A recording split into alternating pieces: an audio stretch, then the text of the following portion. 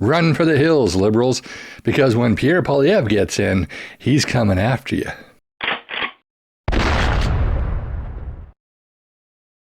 Welcome to my channel, y'all. I hope you're having a great day. Well, maybe the reason that Mark Carney isn't revealing any of his conflicts of interest is that he's not confident he's going to get elected. And if he's not elected, well, he won't have to. He'll just leave the country. And I think that's a really important thing to consider, because if Pierre Poilievre gets in, he's going to bring in new rules about conflict of interest, which will not sit well with the Liberals.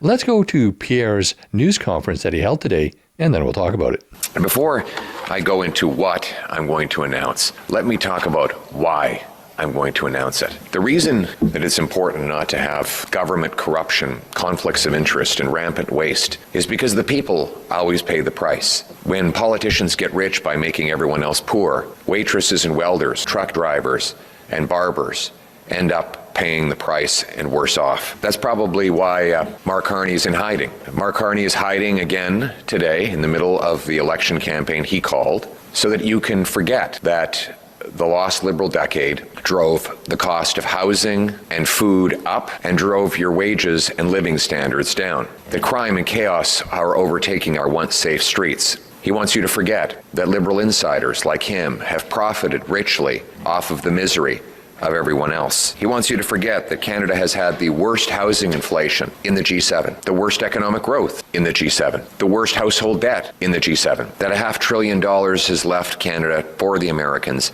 because of the economic policies Mr. Carney advised Trudeau to implement. He wants you to forget all of that. But he also wants you to forget that while Canadians were suffering, he and Liberal insiders were getting rich. They were benefiting off of the suffering. This is because of very powerful conflicts of interest that remain in place today and which Mr. Carney refuses to answer for. Let's just chronicle the corruption that we have witnessed in the last 10 years of the Liberals. Prime Minister Trudeau was found twice guilty of violating the Ethics Act, taking illegal vacations and interfering in corporate prosecutions. We know that the Green Slush Fund saw $1 billion largely handed out to government insiders, where the board members who handed out the money were also invested in the companies that got the money. Then there was the Arrive scam, a useless app no one needed that cost hundreds of times more than necessary and in the end didn't work, and no one was held accountable. The amount of money now spent on government contractors has gone up by well over 100% in a decade to over $20 billion. Roughly $1,400 per family is spent in federal taxes to fund consultants. Now, if you think for a second that this Liberal corruption is going to change with a fourth Liberal term headed by Mark Carney, sadly, you'd be exactly wrong. In fact, Mark Carney brings even more conflicts of interest. He's invested in a company that has money stashed away, billions of dollars stashed in overseas tax havens. He has a company that is in debt to the Chinese government-backed bank to the tune of $250 million. His company profited by his personal interventions to get handouts for investments they made in jet fuel and heat pumps. Now, his big solution to the Liberal housing crisis is that he wants the government to build prefabricated tiny homes. Well, his company is invested in prefabricated tiny homes. Clearly, this is not about helping young people own their own home. It's about filling the pockets of his investors and himself. Mr. Carney refuses to tell Canadians what investments he continues to own or even where he pays his taxes. This means that when he's sitting around the cabinet table making decisions, his personal interests will be against Canada's national interest. We need change. Change so you can afford a home. Change so you can afford food. Change so your paycheck rises faster than your cost of living. Change so you have safe streets and crime-free communities again. Change so you can be confident that your government is working for you, not for wealthy insiders or for the politicians who are making the decisions. The last time we had a Conservative government, we were on the heels of a lot of other Liberal scandal. Who could forget the sponsorship scandal? We came to office promising an Accountability Act, and we delivered. We passed laws forcing more disclosure of government information, banning conflicts of interest, cracking down on insiders, setting up the lobbyist registry so that we knew who was paid to influence government decisions, and It worked for a while until Liberals found loopholes. And we have to give them credit. They're very creative. As much as we tried to stomp out all the Liberal corruption, they went to work to find ways around the rules. So I'm announcing today that a new Conservative government will bring change by introducing the Accountability Act 2.0, designed to remove the loopholes that Mr. Carney and the Liberals are using to avoid accountability for themselves and for their party. We're going to put Canadians first for a change. We're going to have an accountable government for a change. We're going to have politicians and leaders who work for you, for your affordable home and food, for your safe street, for your paycheck, for a change. So let me lay out some of the elements of this plan.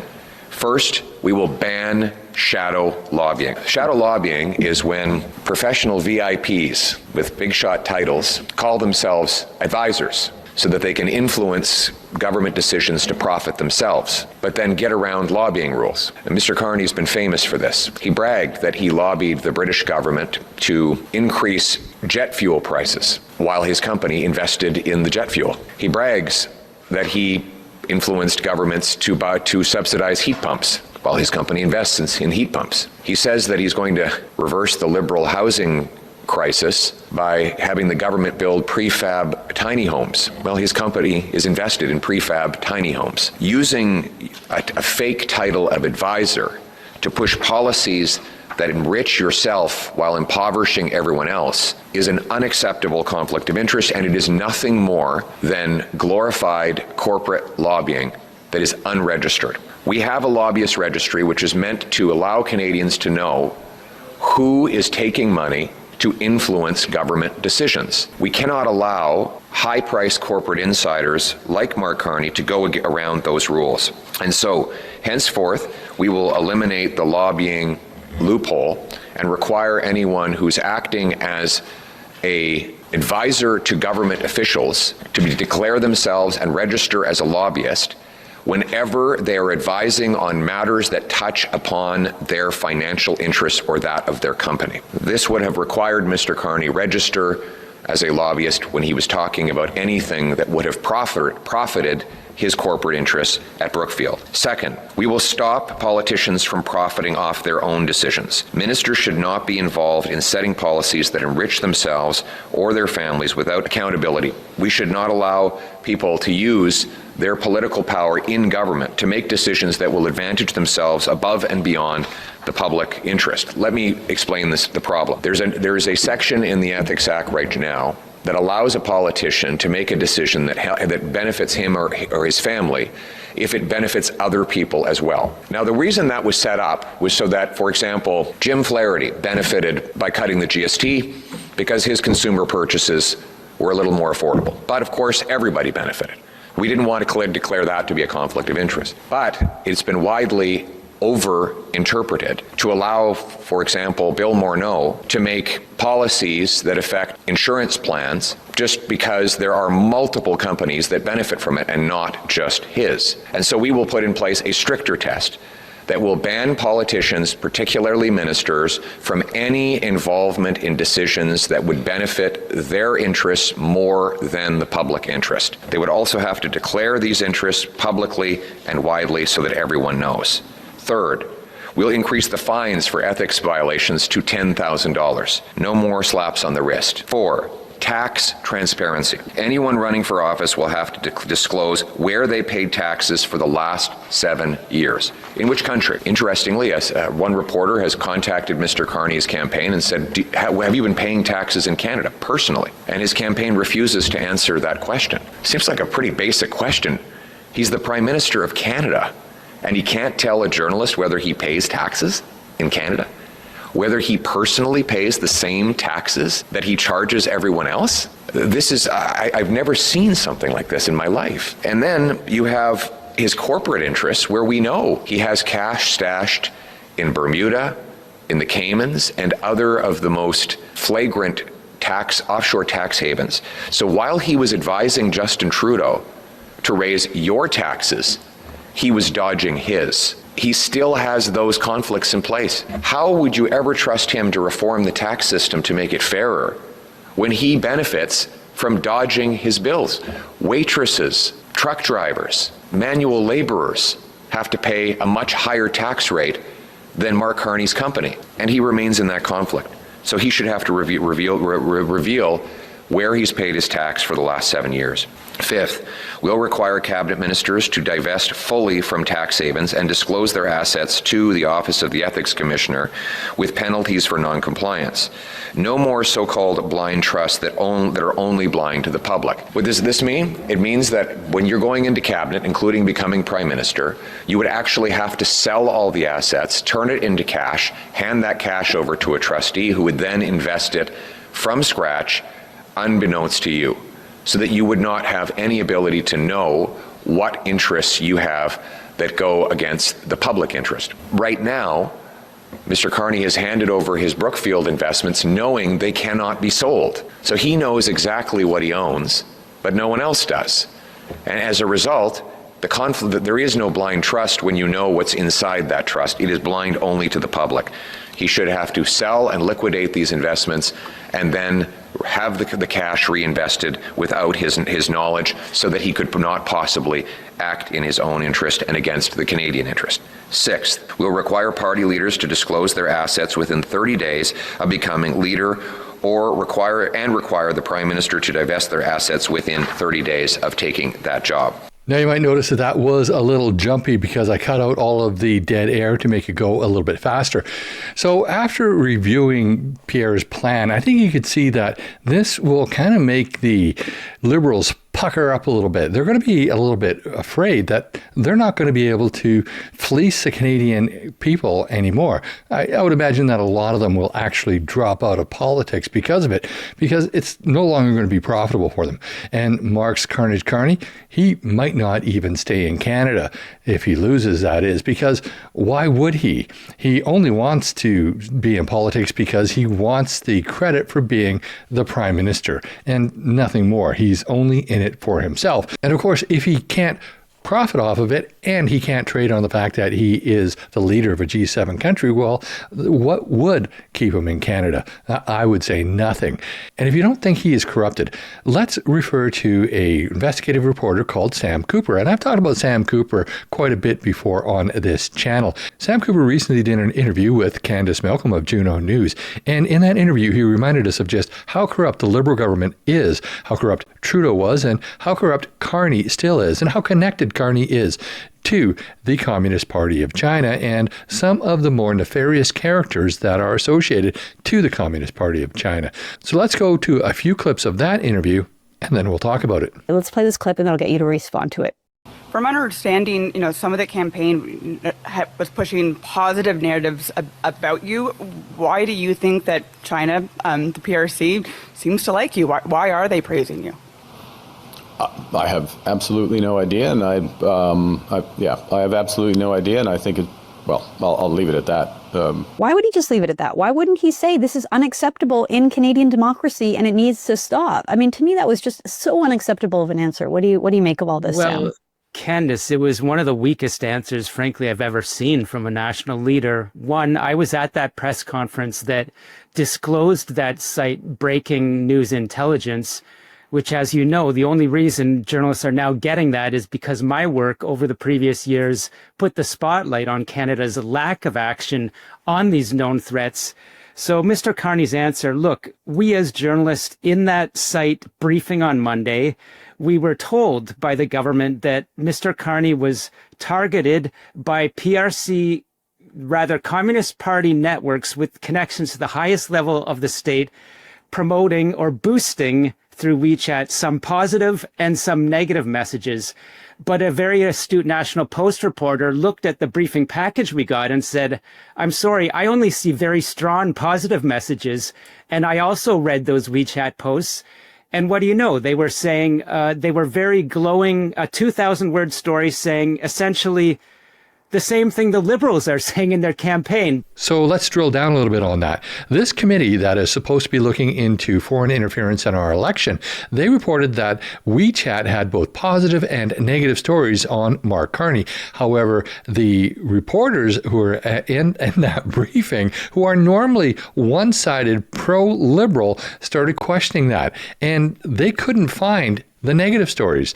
Well, I actually watched that press conference, and I can tell you the committee, they kind of got a little flustered when that happened. They started smiling like, hey, you know what, we've been caught, and they couldn't answer that. There were apparently no negative stories that they released. They only released the positive stories. So were there any negative stories? I don't think there were, because they would have released them, and then they could show, hey, he actually is targeted. But their wording is really quite telling as well. They said he was targeted. And when you're targeted, that implies that it's negative about you, that somebody is trying to harm you. But that wasn't the case at all with these WeChat posts. So I think that there's something a little fishy going on here. Let's go back and take a look at some more clips from this Candice Malcome, Sam Cooper interview. Let me break it down. The communists were saying Mark Carney will be a strong champion against Donald Trump. The American government wants to make Canada the 51st state. They want to take Canada's resources. Mr. Carney is a rock star economist.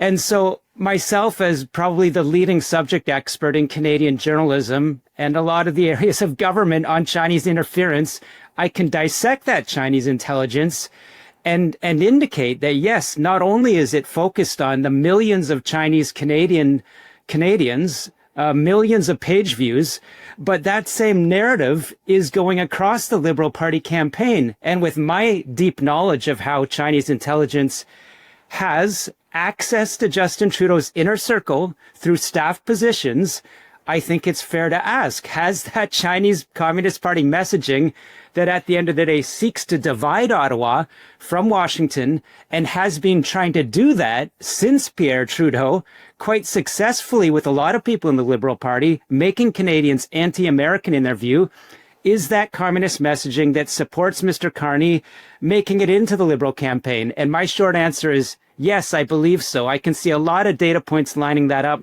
Dating back to the Pierre Elliot Trudeau days, the Communist Party of China has been trying to build a divide between Canada and the United States. And you can see this in a lot of older Canadians. And my father's generation, the silent generation, and a lot of people in my generation, the boomers, and probably even a lot in the Generation X. But why would they want to do that? What would be their motive? Well, I think that it's a matter of competition. Really, China sees the United States as their main competitor, and they have for decades. They want to dominate world economics, and they know that the United States is the current dominant factor in world economics. Plus, I think that they know Canada is more susceptible to the influence of China. China wants our natural resources. They also want our farmland. And if you doubt that, take a look at what happened in Sri Lanka, probably not even 20 years ago, when they pretty much took over all the farmland in Sri Lanka and almost starved out the population, sending all the food back to China.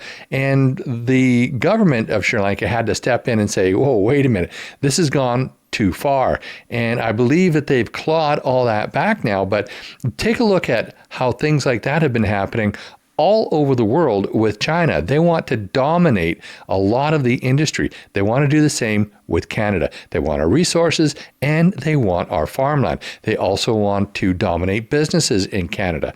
And then there's the proximity of Canada to the United States.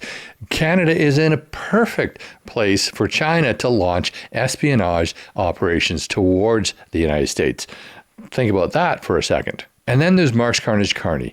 Whether he followed in Justin's footsteps or whether he led Justin or whether he was following in Pierre Elliott Trudeau's footsteps. And this has just kind of been a natural progression from all of the Liberals dating back to Pierre Elliott Trudeau. It sure seems like we've been compromised for a very, very long time. And I really don't believe that Mark Carney can be trusted. He's in it for himself, and he's not going to be very good for Canada or for the West in general. But that's just my opinion. I'd love to know what you think. Put your comments down below. And while you're at it, please like this video, share with your friends and on social media. And if you haven't already, please subscribe to my channel and hit that bell notification so you never miss another video. Also, please join me on Thursday evenings at 6 p.m. Pacific time on both YouTube and Rumble for my live stream, where you're invited to join in on the conversation. Next week, however, I'll be going live a little bit early because I'll be live streaming the English debate. It'll be a watch party, I think is what we call it. Finally, if you wish to get your Canadian firearms license and you reside on Vancouver Island, I teach the required courses. So if you want to take a course from me, there are links in the show notes of this video to my website where you can sign up for one. Thanks for watching, and I'll see you in the next video.